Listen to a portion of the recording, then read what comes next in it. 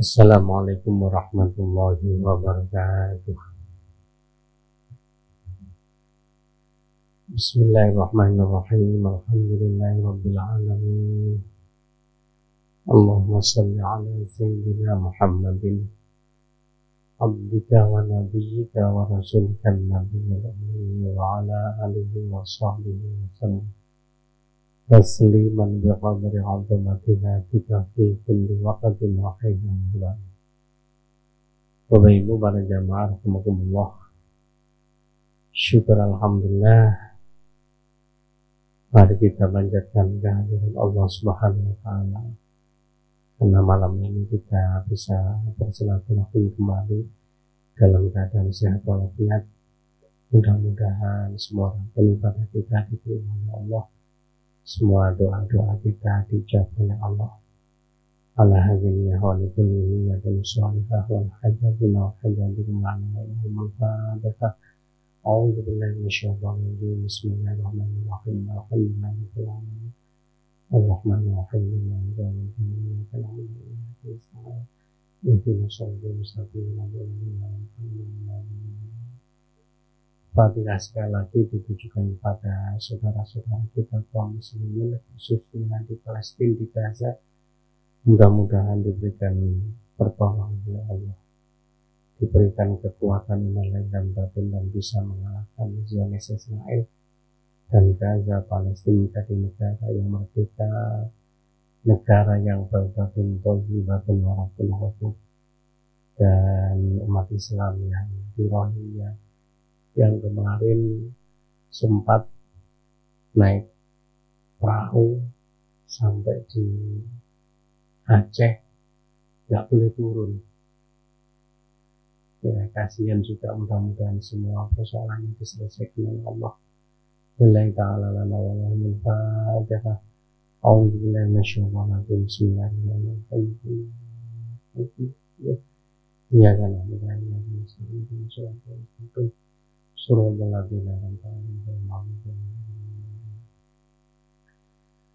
Bapak Ibu yang kami hormati, seringkali kita membicarakan tentang ghibah.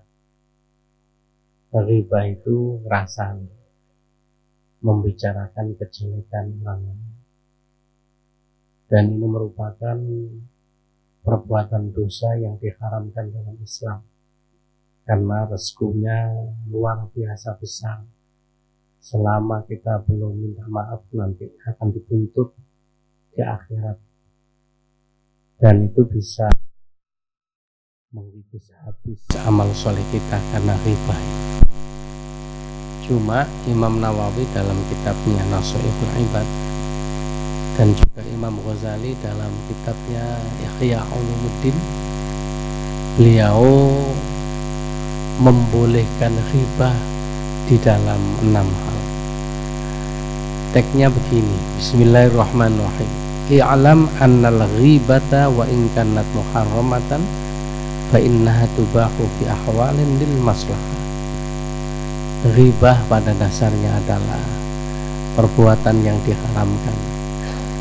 Jangan sampai kita melakukan ghibah, ngerasani. Tapi dalam hal ini ghibah diperbolehkan dalam hal-hal tertentu lil maslahah, karena ada suatu maslahah. Wal majuzu laha ghardun sahihun syar'iyyun la yumkinul wusul ilaihi illa biha. Kebolehan itu sekali lagi karena ada tujuan yang sahih yang dibenarkan oleh syarak. Tidak mungkin tujuan itu bisa dicapai tanpa melakukan ghibah, rasanya. Tujuan ini tidak bisa tercapai kalau tidak melalui perbuatan yang namanya ghibah. Wa huwa ahadu sittati asbab. Salah satunya ada 6 perkara berikut ini. Yang pertama, dalam sidang perkara di muka hakim, seseorang boleh menceritakan kezaliman atau kerugian yang menimpanya sehingga sampai melaporkan persoalan tersebut kepada hakim. Nah, ketika kula jenengan lapor hakim ini kan mesti menceritakan kejelekan orang lain yang telah diperbuat sehingga merugikan diri kita, keluarga kita, ataupun merugikan orang banyak. Kalau kula jenengan tidak menceritakan peristiwa yang sebenarnya, maka hakim tidak akan bisa memutuskan perkara. Sehingga meskipun melalui ngerasani diperbolehkan di dalam rangka untuk menuntut keadilan. Ya. Yang kedua, dalam melaporkan pelanggaran hukum kepada aparat kepolisian.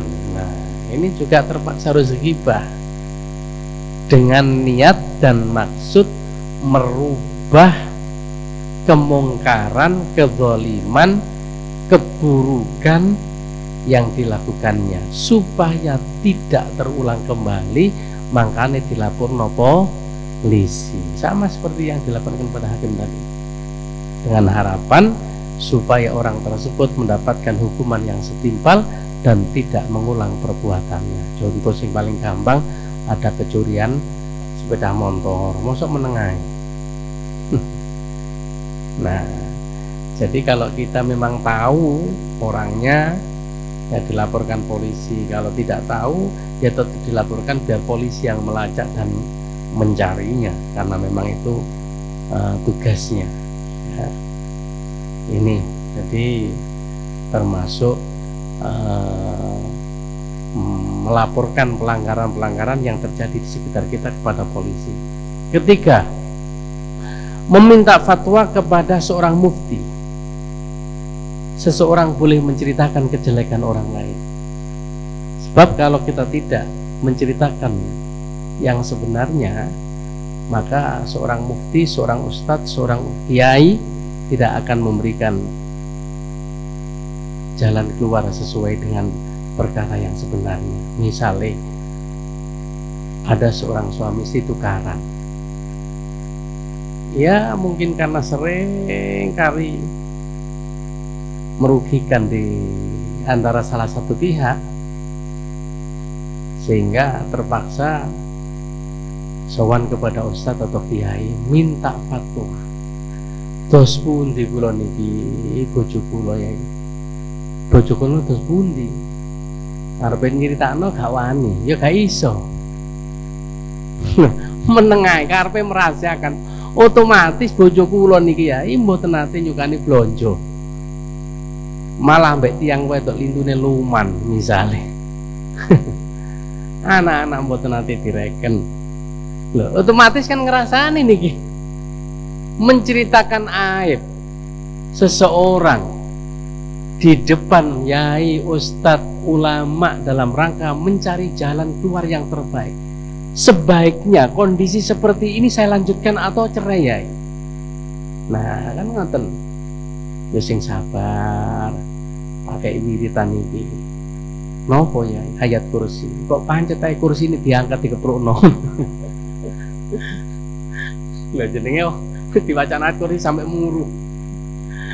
Masya Allah. Sering kali kula niku diwaduli tiyang ngoten niku. Lah akhirnya krono persoalan niki rada berat. Akhirnya biasanya kalau jak ten sowan ten Yai Husain. Lho otomatis kan ya nyeritakno piye sih masalahnya. Akhirnya nonton tiangi mboten wani matur ten Yai, akhirnya cerita kula. Nah, bojo kula rabi maneh Ustaz. Mboten kondo kula. Nah, jadi memang di dalam Islam itu ada sebuah aturan. Ketika seorang suami, ini secara hukum ya, kemana saja, melakukan apa saja, tidak ada kewajiban untuk bilang kepada istri. Tapi kalau istri melakukan apa saja, wajib minta izin suami. Lah ini mengapa? Karena ar-rijalu qawwamuna 'alan nisa, seorang istri di bawah tanggung jawab suami. Lah nek ngono lak sak cok enake usah dadi wong lanang. Jadi semua yang terkait dengan lahir batin, bahkan sampai masuknya surga seorang istri itu tergantung suami. Makanya yang hadis ayyumam ra'atin matat wa zawjuha radin dakhalatil jannah. Kalau ada seorang perempuan yang ditakdirkan oleh Allah meninggal terlebih dahulu dan suami ridho, pasti dijamin masuk surga. Dengan catatan ya nglakoni cara kewajiban standar lah ngoten ya. Makanya kemarin kan sudah saya sampaikan itu riwayat Sayyidah Aisyah Fatimah ya. Ternyata masake wong wedok, nyureni anak, nyuci baju, itu semua adalah ibadah yang luar biasa besar pahalanya. Bahkan sampai hamil setiap hari akan gugur dosanya. Ketika dia sakit dalam kondisi tidak melahirkan, maka mendapatkan pahala sama dengan jihad fisabilillah. Ketika bayi ini lahir, maka dosanya mulai dari ujung rambut sampai ujung kaki akan bersih bersamaan dengan keluarnya bayi ini. Ini kan luar biasa. Makanya bojo kula jenengan kayak nomor tengah oleh ganjaran gede. Tapi ganjaran jadi umpama wong wedok iku gak patek sergep ibadah, gak sampai kita ngaji, apa yang dilakukan dan itu ridhonya suami, masya Allah luar biasa. Makanya sampai-sampai di dalam riwayat disebutkan, andai kata aku diperintahkan boleh seseorang itu, kata Nabi ya, sujud selain kepada Allah, maka aku pasti akan perintahkan seorang istri sujud kepada suami. Nah itu ya memang aturannya ngoten.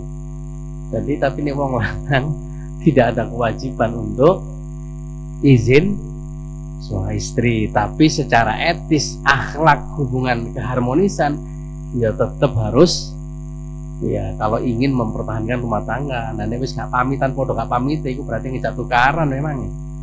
Nah dalam konteks seperti ini ngapunten, manakala terjadi persoalan kemudian sampai lapor kepada Ustadz Kiai dalam rangka mencari jalan keluar yang terbaik, kok ngeten iki rumah tangga kula dos pundi ya, maka dalam konteks ini termasuk ngerasani ghibah yang diperbolehkan dalam rangka sekali lagi mencari jalan keluar melalui fatwa seorang ustadz, kiai, ulama atau mufti ya. Sebab gak mungkin kiai itu kemudian memberikan jalan yang tidak baik, pasti akan diberikan jalan yang terbaik menurut dasar syariat Islam. Itu tadi misalnya terus pundi bojo kula selingkuh ya, kula niki mboten terima, sebaiknya kula cerai mau. Jadi kiai sing rada bojo yo cerai kok awakmu tak rabi kan. Wah kacau ini.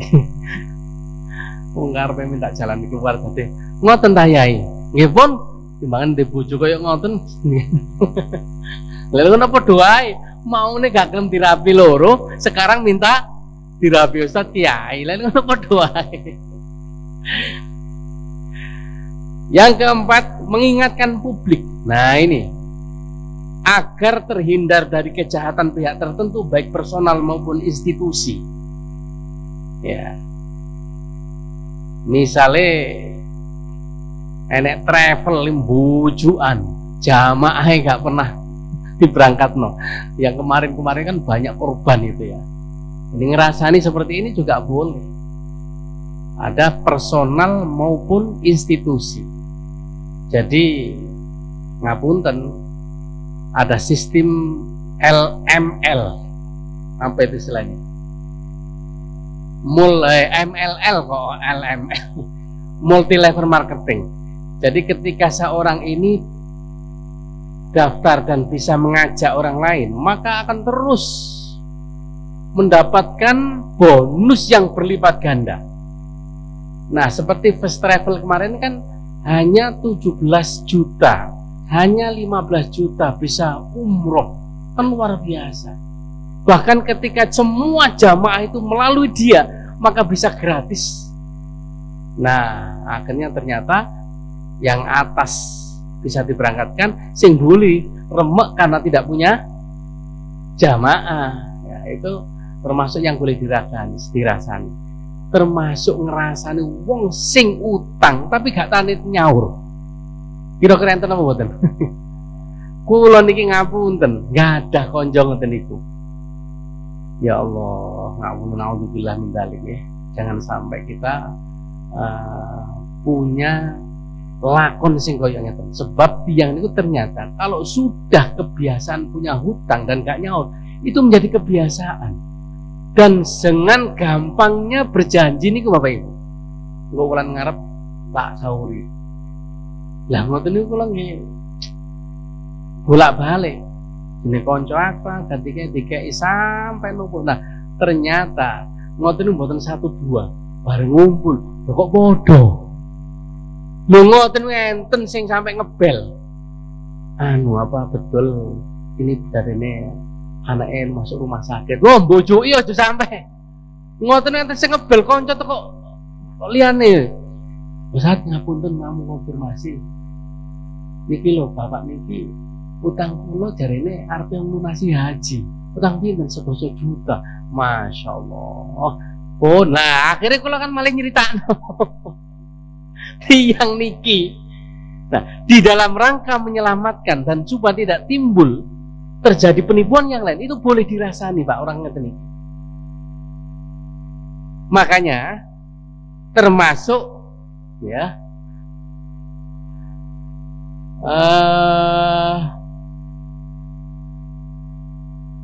tadi yang terkait dengan kebijakan publik atau itu kemarin ada pertanyaan waktu Golden Masjid Akbar, bolehkah ngerasani calon presiden ini?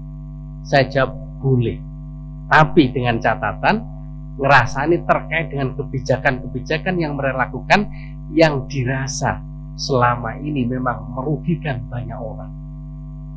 Jangan dipilih orang-orang seperti ini. Nah, kalau jenengan karek delok ae. Semua calon ini kan pernah jadi gubernur, juga punya pejabat, pernah jadi menteri, pernah jadi, pokoknya semuanya pejabat. Nah, menurut hati jenengan saling sharing, nek A ini gimana, nek B gimana. Nah, dari situlah dalam usul fikih kalaulah misalnya masing-masing ada kelemahan, pilihlah yang paling sedikit mudaratnya. Tapi kalau semuanya baik, pilihlah yang terbaik dari yang baik. Tapi dengan catatan tidak melakukan black campaign atau kampanye gelap yang memang sengaja untuk menghancurkan nama baik seseorang. Karena itu kata Imam Nawawi, selama kita membicarakan apa yang mereka lakukan dan itu merugikan orang lain, itulah yang boleh dibicarakan. Selain itu tidak boleh, di dalam rangka menentukan pilihan yang terbaik. Termasuk Bapak Ibu milih calon mantu. Kalau misalnya kulon jenengan disodorkan seseorang dua pilihan A dan B, maka dawuh Kanjeng Nabi kan begitu, ma khoba manistasyara wa manadima manistakhara. Tidak akan merugi orang yang selalu mengedepankan musyawarah dan tidak akan menyesal orang yang selalu mengedepankan musyawarah sebelum menentukan pilihan. Nah, ketika kulon jenengan musyawarah kepada orang-orang yang terdekat, yang tahu informasi terkait dengan A dan B ini, otomatis kan mesti menceritakan ada yang baik, ada sisi buruknya. Ketika kita membicarakan sisi buruk inilah di dalam rangka menentukan pilihan mana di antara A dan B yang harus kita pilih untuk mendampingi anak kita, maka itu hukumnya rasanya yang diperbolehkan. Nah, kemudian yang kelima, dalam kondisi di mana pihak-pihak tertentu melakukan kejahatan terang-terangan, ya, misalnya meminum khamr, merampas harta secara zalim, ya, dan seterusnya. Atau bisa jadi begini, jadi kalau ada misalnya seseorang lari minta perlindungan karena kezaliman seseorang, kemudian singitan kepada kita, maka orang tersebut bisa menjelaskan, loh, ngapa sampean kok melayu-melayu sih, dan aku arepe gorok karo wong iku. Nah, jadi menceritakan kejelekan orang lain di dalam rangka untuk mendapatkan perlindungan, ya ini juga boleh. Dan yang keenam adalah menandai seseorang dengan kekurangan fisik atau gelar-gelar buruknya, misalnya Abdullah. Orang bernama Abdullah itu kan tidak satu, tetapi kita boleh menyebutnya tanpa maksud merendahkan. Abdul yang buta, Abdul yang tuli, Abdullah yang bisu, dan lain sebagainya.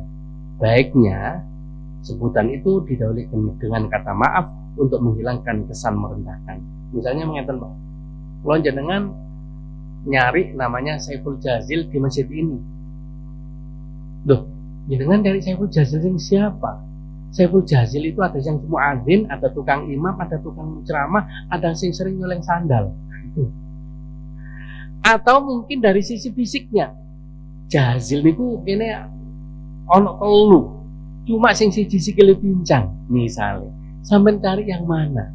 Nah, menandai dengan ciri-ciri tertentu itu adalah merupakan melekat suatu yang tidak baik pada dirinya, maka dalam konteks ini hukumnya diperbolehkan. Cuma Imam Nawawi menyatakan supaya didahului dengan kata-kata maaf. Ya, ini tidak bermaksud untuk merendahkan. Nah, Bapak Ibu yang kami hormati, apa yang dilakukan oleh Imam Nawawi ini ternyata berdasarkan beberapa hadis. Di antaranya adalah hadis yang diriwayatkan oleh Ibnu Mas'ud radhiyallahu anhu. Wa ruwaina fi sahihil Bukhari wa Muslim an Ibnu Mas'ud radhiyallahu anhu qala. Nah, jadi ini hadisnya sahih riwayat Bukhari Muslim, tapi hadisnya dipotong-potong nggak lengkap, Pak. Qala Ibnu Mas'ud dawuh, sama Rasulullah sallallahu alaihi wasallam qismatan. Faqala rajulun minal ansar. Rasulullah pernah membagi ghanimah katanya. Dilalah ada salah seorang sahabat Ansor yang tidak puas dengan apa yang dilakukan Rasulullah ini, sampai-sampai mengatakan begini. Tapi Rasulullah nggak ada, berarti kan ngerasani. Wallahi ma arada Muhammadun bihadza wajhallahi ta'ala. Demi Allah, Rasulullah dalam hal ini ketika membagi tidak dalam rangka mencari ridho Allah. Sakarepe deli dhewe kira-kira ngoten lah. Jadi terjemahna cara Sidarjo ngoten. Lho, Kanjeng Nabi niku lho, kurang ya nopo? Ngoten mawon sasik dikomentari kaya ngoten. Beliau tidak melakukan karena mencari ridho, bukan karena wajah Allah, bukan karena Allah. Wah, sahabat Ibnu Mas'ud ana wong ngoten niku nggih mboten trima lah, Pak. Fa'ata itu Rasulullah sallallahu alaihi wasallam fa akhbartuhu fataghayyara wajhu wa qala. Wah, saat itu Rasulullah langsung wajahnya berubah, maksudnya marah. Dan beliau kemudian dawuh ngeten, rahimallahu Musa laqad udiya bi aktsara min hadza fasabara. Rasulullah tidak mengomentari orang itu, Pak. Tapi Rasulullah bilangnya begini, ya Allah, Nabi Musa dicaci, dicela, digoda, difitnah oleh orang Bani Israel, umatnya saja. Lebih dari ini, beliau sabar. Kalaulah ada orang mencaci aku seperti ini, ya biarlah. Semoga Allah menambah rahmat pada Nabi Musa. Wah, aku di ngono nek kok mosok gak sabar kan gitu ya. Nah, kalau nek umpama kula jenengan misale Ketua takmir sapa? Pak Maksum. Wah, pancet ae. Mesti wajar sak keluargane, sak anake misale dipek dhewe liyane oleh mesah. Oleh balunge tok lah. Kalaulah misalnya kula jenengan kemudian dia rasanya orang seperti ini, kita alhamdulillah. Kita harus alhamdulillah. Rasulullah aja doanya tidak jelek, ya. Tapi Nabi Musa aja sabar. Apalagi kalau saya. Jadi ini sebagai dasar Rasulullah pernah dirasakan orang seperti ini, dan ketika itu Rasulullah membalas dengan doa. Fa fi ba'di riwayatihi qala Ibnu Mas'ud faqultu la arfa'ilahi ba'da hadza haditsan. Jadi setelah itu Ibnu Mas'ud janji, aku kapok gak bakal menceritakan apapun yang dibicarakan orang kalau membuat Rasulullah kemudian kurang enak hatinya, yang menyebabkan beliau susah. Tidak masih api-api lah. Tuh, satu. Yang kedua, ini ada hadis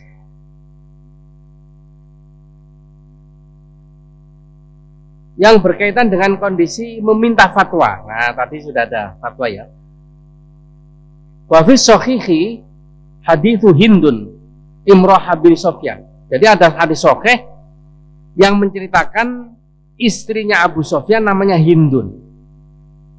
Wa qauluha lin Nabi sallallahu alaihi wasallam inna Abu Sofyan rajulun syahihun. Jadi Hindun ini pernah wadul datang Rasulullah sallallahu alaihi wasallam perihal suaminya yang sangat medit, syahih atau bakhil. Jadi ya Rasulullah, bojoku itu meditnya luar biasa. Ini kalau hadis selanjutnya itu ada klausul begini. Sehingga aku dan anak-anakku sering kelaparan karena tidak dikasih uang belanja. Bolehkah saya mengambil atau mencuri uang suami saya yang seperti ini? Ternyata Rasulullah gimana jawabnya? Boleh. Nyolong duit bojone sing medit niku boleh. Cuma ojo akeh-akeh, dari nanti. Ya secukupnya di dalam rangka untuk mencukupi kebutuhan. Nah, kemudian nyolong kemudian ditabungno tuku mobil. Itu nggak boleh, ya.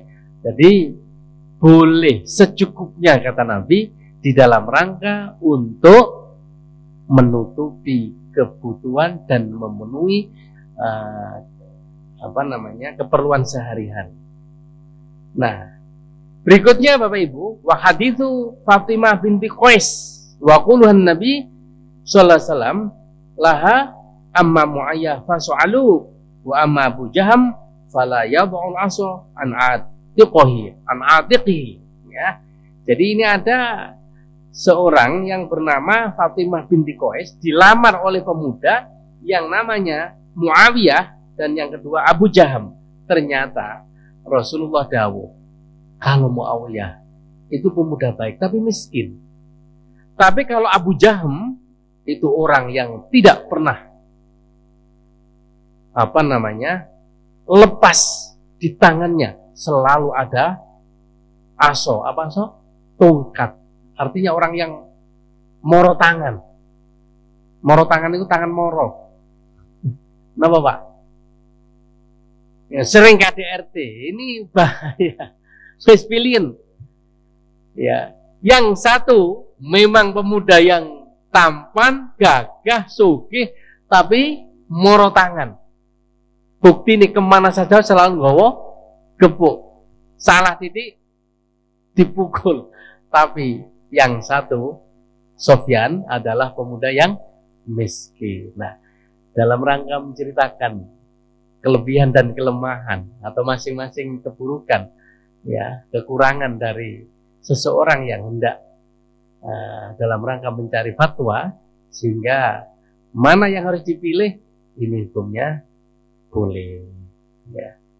Nah, Bapak Ibu yang kami hormati, fahadhi sittatu asbabin dzakarohal ulama mimma tubahu bil ghibah. Inilah 6 sebab yang diperbolehkan menurut ulama yang telah dijelaskan tadi terkait dengan ngerasani alama dzakarnahu Wa mimman nassu 'alaiha kata Imam Abu Hanifah, Imam Abu Hamid Al-Ghazali fil Ihya wa akharun minal ulama. Dan 6 hal ini juga disebutkan oleh Imam Ghazali dalam kitabnya Ihya.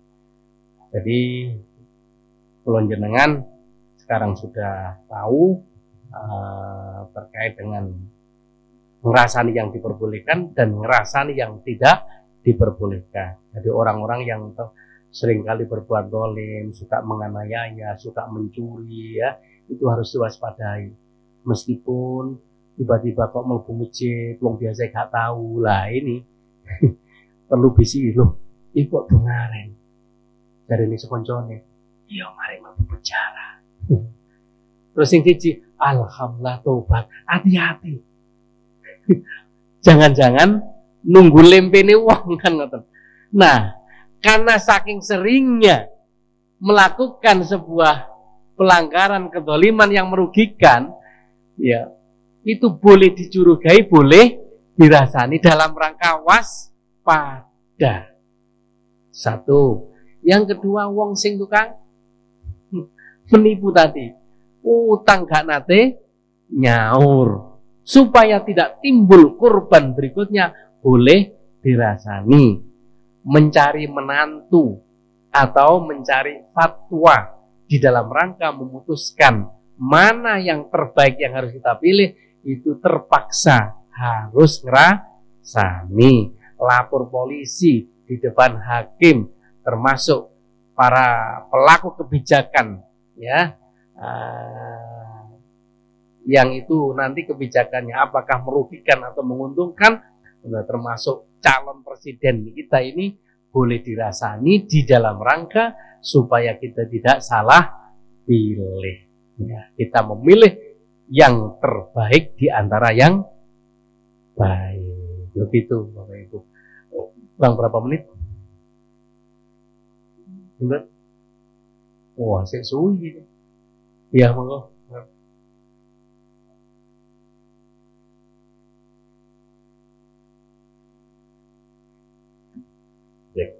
Oke, tadi yang hadis tentang kami, Ibrahim pada wazirnya Rodin. Kata Rodin itu seperti apa? Artinya Rodin. Rodin itu artinya itu kan rela atau ridho. Bagaimana? Rodin kan istrinya. Ya, ini ya. Nah, mari kita kembali pada konteks adat dan tradisi kita masing-masing, Bapak Ibu. Karena di dalam satu hadis Rasulullah menyatakan begini, ma ra'ahul muslimuna khairan fahuwa indallahi khairun, wa ma ra'ahul muslimuna sayyi'an fahuwa indallahi sayyi'un. Apa saja yang menurut pandangan mayoritas umat Islam itu baik, maka di sisi Allah pun juga akan dipandang baik. Begitu pula sebaliknya, apa saja yang menurut pandangan mayoritas umat Islam itu jelek, maka di sisi Allah pun dipandang jelek. Sehingga atas dasar hadis inilah kemudian muncul sebuah kaidah al-adatu muhakkamah. Adat, kebiasaan dan tradisi itu menjadi hukum. Nah, kembali kepada hadis, ya, yang terkait dengan pengertian ridho. Ridho ini seperti apa? Nah, dalam konteksnya, kalau dari sisi praktis, misalnya seorang istri pamit bojone melo arisan, dadak bojone ojo budal, anakmu burung turu, dadak mekso, yang menyebabkan hatinya seorang suami mangkel. Niku dikatakan ridho apa mboten? Tidak ridho. Yang kedua, seorang istri tahajud, dilala sing lanang pas kondisi sehat-sehat, sesuk liburan, gak kerja, mumpung dadak bojone sing masak tutuk nih, sampai akhirnya sing lanang itu mutung. Nanti apa mboten? Nah, dalam kondisi mutung ini berarti tidak ridho. Maka kalau tidak ridho, seluruh tahajud yang dilakukan kira-kira oleh ganjaran apa betul? Halo? Habis ganjarannya, Pak. Ya. Jadi semua yang terkait ibadah sunnah yang dilakukan, misalnya kemudian bertentangan dengan kehendak suami, maka kehendak suami yang harus didahulukan. Cuma kalau ini persoalannya kewajiban kepada Allah yang hukumnya wajib, misalnya seorang suami ingin dilayani pas awan Ramadan, kira-kira wedok boleh menolak apa betul? Wajib.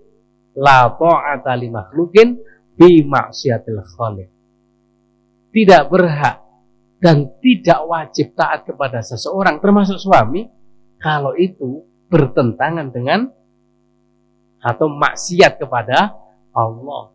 Wong Ramadan itu dilarang melakukan hubungan suami istri. Loh kok bojo ngeja, berarti melanggar larangan. Nah, kalau bertentangan tidak. Kalau sunnah itu justru kita harus mendahulukan kehendak suami. Nah, dalam konteks seperti ini, misalnya yo tahu nglarakno, yo balik mana api, kan mesti ngono kan bojo niku, Pak. Kula jenengan masih ustad kula niki kadang yo tukaran barang kian. Lho ngeten niki oleh ngrasani tapi gak usah diceritakno lah ya. Artinya dalam rangka memberikan contoh. Kula niki nggih mboten mulus, apik terus ngoten. Ya tahu nyentak barang, ya tahu gegeran, ya tahu motong barang. Umpama bojo walaupun sak kamar miring rono, mbek miring ngalor kan ngoten. Tengahnya dikai bantal. Loh. Dalam konteks seperti ini, misalnya kalau kemudian istrinya tidak atau mati dan orang laki-laki tidak, pasti matinya dalam keadaan sulh khotimah.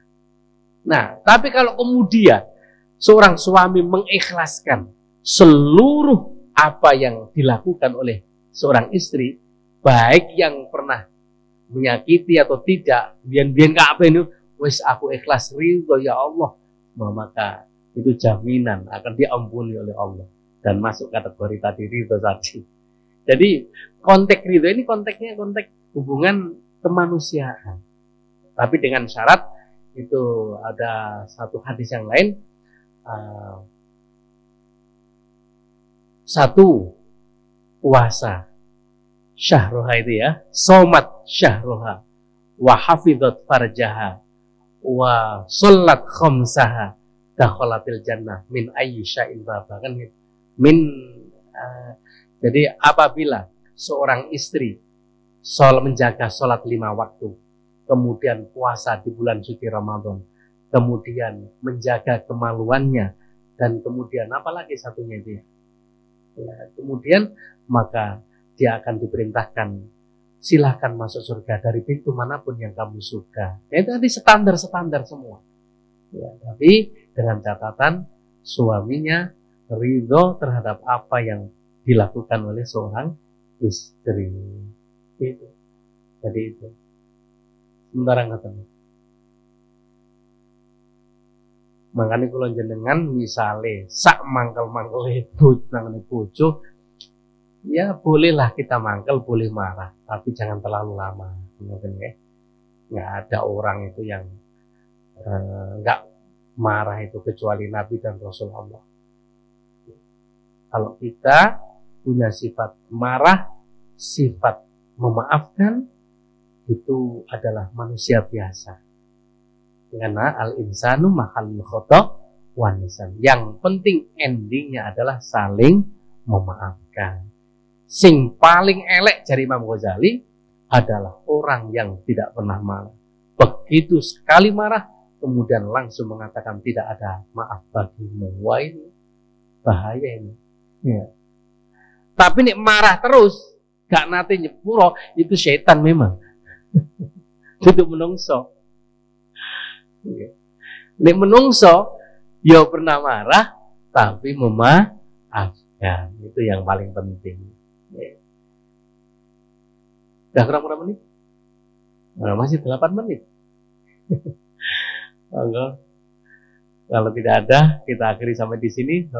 Konten? Bisa malu kan? Iya. Ini terkait dengan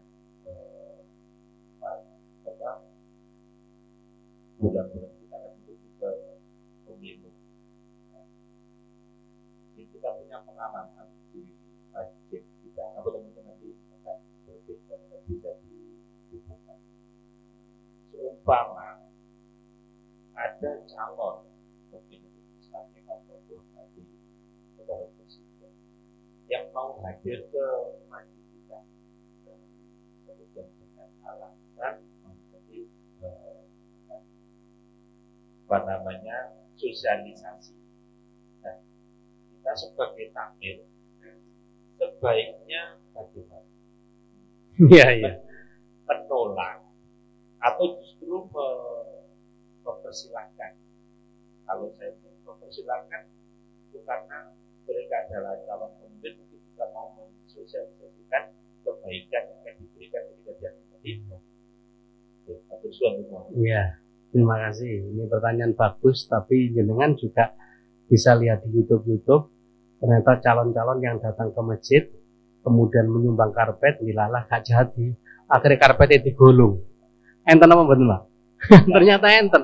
Bahkan nek karpet itu gampang digulung. Paving loh dijual. Nah, enten. Jadi kalau menurut saya, ya, kalau mereka itu tamu dan orang Islam, maka Nabi tidak pernah menolak tamu. Terlepas dari tujuannya apapun, kan ngaten ya. Ya, sebab secara lahir kita punya kriteria di dalam menghakimi seorang. An-nasu yahkumu bil zawahir, wallahu yahkumu bil batin. Kita ini menghukumi seorang baik atau tidak baik itu dari sisi lahirnya. Adapun soal niat dan batinnya itu hanya Allah yang tahu. Selama dia baik dan memberikan sumbangan, diterima saja. Karena memang niatnya memang mensosialisasikan hal yang baik. Kalaulah kemudian kita mendukung, nah asalkan tidak ada janji kewajiban mendukung. Nah, cuma kalau ada kewajiban mendukung dengan diembel-embel itu, saya khawatir itu masuk bagian dari apa namanya? Suap. Suap itu kan memberikan sesuatu kepada seorang untuk memilih pada dia. Cuma jenengan nanti lihat di kajiannya Gus Wahab, beliau membolehkan di dalam rangka untuk apa namanya, watawasau bil haq watawasau bis sabr. Sebab dalam konteks sekarang ini ada pemimpin yang baik dan yang tidak baik. Loh, yang tidak baik ini melakukan sesuatu dengan uang supaya jadi. Kalau ini jadi, bahaya dan akibatnya merugikan umat Islam. Karena itu, kalau pemimpin yang baik bisa menanding itu, boleh hukumnya di dalam rangka untuk mengatasi dan mengimbangi.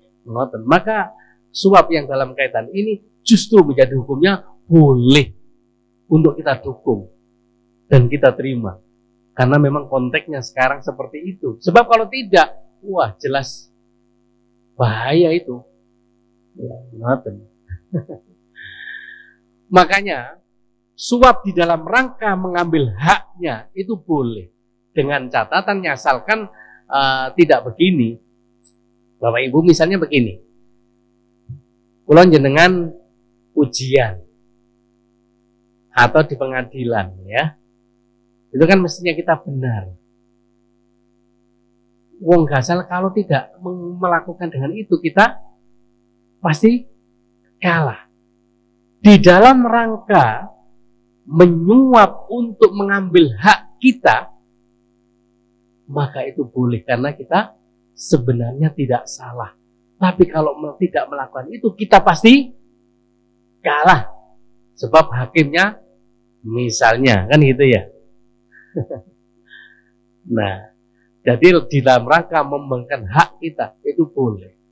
Sehingga ketika kita ngurus pangkat, itu kan dari meja ke meja kan ngakai. Tapi kan nggak merugikan orang lain, karena memang itu adalah di dalam rangka untuk memuluskan jalan kita, hak kita. Tapi kalau misalnya ini hanya satu pilihan, ya, kemudian asale gak lulus, nah ini kemudian mergono suap, kemudian sing lulus digeser, maka ini yang disebut haram, karena suap itu menggugurkan hak orang lain. Nah, disinilah, wah, kita pikir bener Gus Baik itu. Sebab ono dua bupati, sing siji muslim, pondok pesantren, alim, sing siji, wah, korak misalnya. Iki duwe akeh. Kalau iki nggak ngimbangi, pasti kalah. Nah, wong-wong kan mesti milih sing ngekei duwe. Nah, timbangan ngono dijori supaya tidak kalah. Nah, di dalam rangka untuk mempertahankan orang Islam supaya jadi ini yang diperbolehkan katanya. Ngoten. Oke, cukup ya? Alhamdulillah. Mudah-mudahan apa yang kita sampaikan ini disertai hidayah dan ridhonya Allah dan menjadi keterangan yang manfaat barokah. Allahumma sholli ala sayyidina Muhammad walhamdulillahi rabbil alamin. Rabbana ighfir lana wa liwalidina warhamhum kama rabbawna shighara. Rabbana atim lana nuran wa qina innaka ala kulli syai'in qadir. Rabbana atina fid dunya hasanah wa fil akhirati hasanah wa qina adzabannar. Wa adkhilna jannata ma'al abrar ya aziz ya ghafar ya rabbal alamin. Wa sallallahu ala sayyidina Muhammadin walhamdulillahi rabbil alamin. Terima kasih atas perhatiannya. Mohon maaf atas segala kekurangan. Assalamualaikum warahmatullahi wabarakatuh.